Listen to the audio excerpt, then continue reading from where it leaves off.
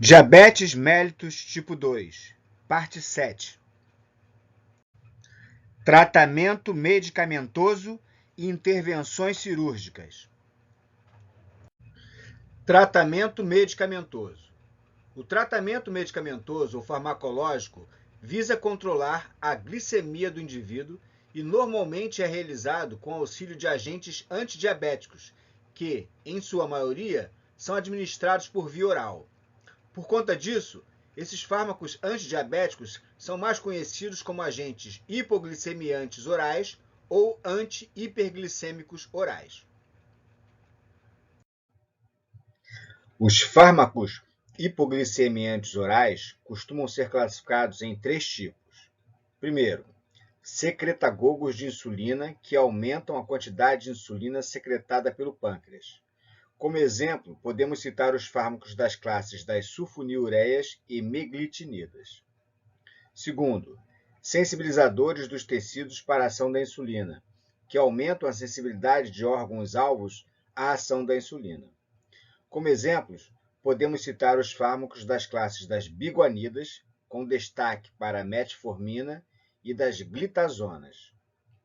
Terceiro, inibidores de enzimas digestivas que diminuem a degradação dos açúcares complexos, por exemplo, o amido, e, consequentemente, diminuem a taxa de absorção de glicose pelo trato gastrointestinal.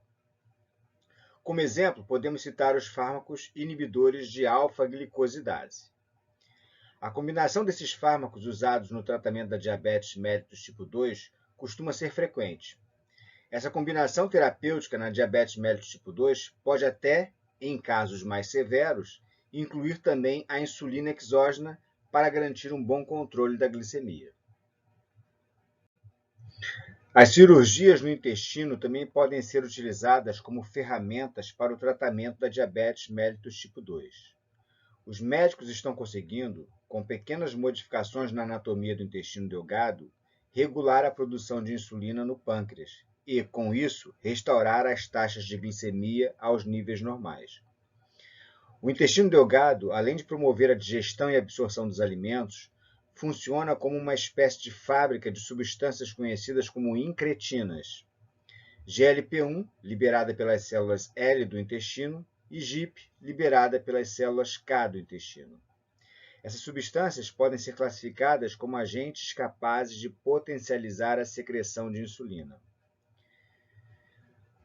Promovendo aumento na secreção de insulina, essas substâncias ajudam a baixar as taxas de glicose no sangue, sobretudo depois das refeições, quando esses níveis tendem a se elevar consideravelmente.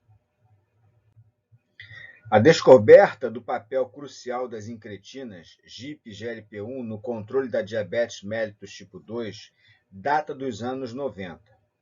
Nos diabéticos, a quantidade de GIP é normal e, não raro, apresenta-se até aumentada. Sozinha, porém, ela não consegue estimular o pâncreas a produzir insulina. Já em relação à GLP-1, o diabético padece de sua falta. Um doente tende a produzir 1/10 da quantidade de GLP-1 secretada por uma pessoa sadia. Modificações cirúrgicas da anatomia do intestino podem ser utilizadas para corrigir essas falhas e restabelecer a sintonia entre os hormônios do aparelho digestivo, incretinas, e a insulina.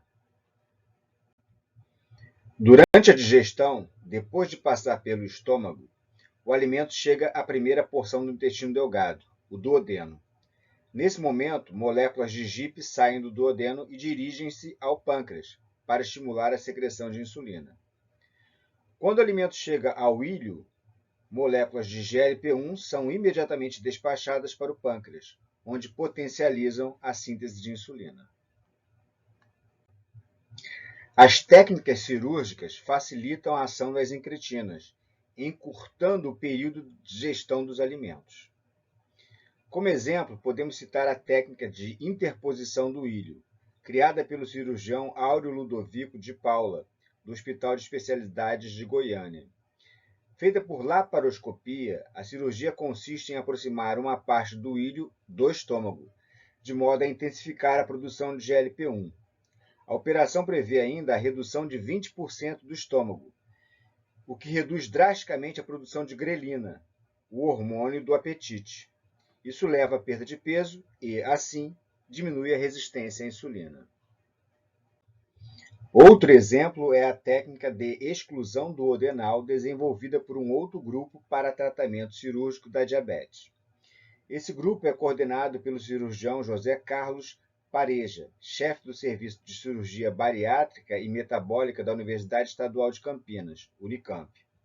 Inspirado na técnica desenvolvida pelo médico italiano Francesco Rubino, esse segundo método baseia-se no isolamento do duodeno e de 40% do jejum do processo digestivo.